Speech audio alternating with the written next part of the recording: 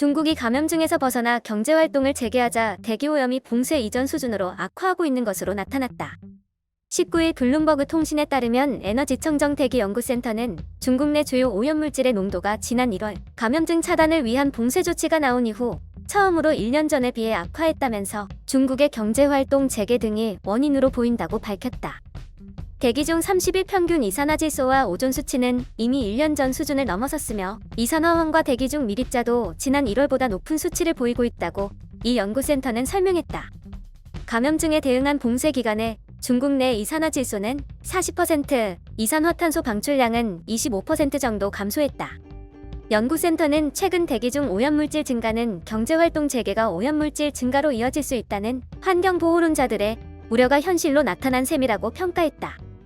이 센터는 대기오염이 다시 악화한 중국 상황은 포스트 감염증 대책에서 친환경, 청정에너지 우선 정책의 중요성을 보여주는 것이라고 덧붙였다. 연구센터는 석탄을 주요 에너지원으로 사용하는 지역에서 오염 정도가 더 심한 것으로 조사됐다면서 상대적으로 석탄 의존도를 줄인 베이징과 상하이 같은 도시는 아직 1년 전에 비해 낮은 수준의 오염도를 유지하고 있다고 전했다.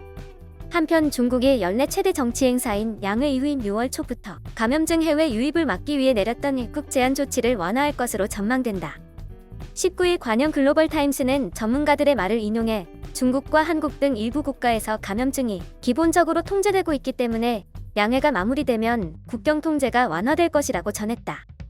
왕홍웨이 인민대학 교수는 중국이 양해 이후 또는 6월 초에 점진적으로 국경 통제를 완화할 수 있을 것이라며 해외에서 졸업한 중국 유학생이나 중요한 기업 리더, 필요한 생산 기술자 등이 입국 우선권을 갖게 된다고 전망했다.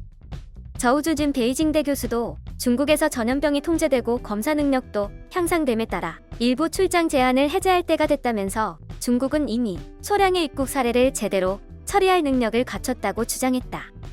그러나 전문가들은 재확산 가능성이 여전히 존재하기 때문에 일반적인 관광 재개방에는 신중해야 한다고 강조했다. 저우 교수는 중국 당국이 짧은 시간 내 많은 일반 관광객의 입국을 허용하지는 않을 것이라고 내다봤다. 중국은 감염증 해외 유입을 막기 위해 3월 말부터 국제선 운항을 최소화했다.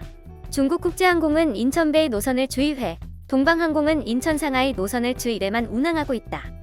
대한항공은 인천 선양 노선을 주 1회, 아시아나는 인천 창춘 노선을 주 2회 운항 중이다. 아시아나는 6월 중 중국 노선 12개를 재개하고 대한항공도 노선 재개 준비를 하고 있는 것으로 알려졌다. 영상이 도움이 되셨다면 좋아요와 구독을 부탁드립니다. 시청해주셔서 감사합니다.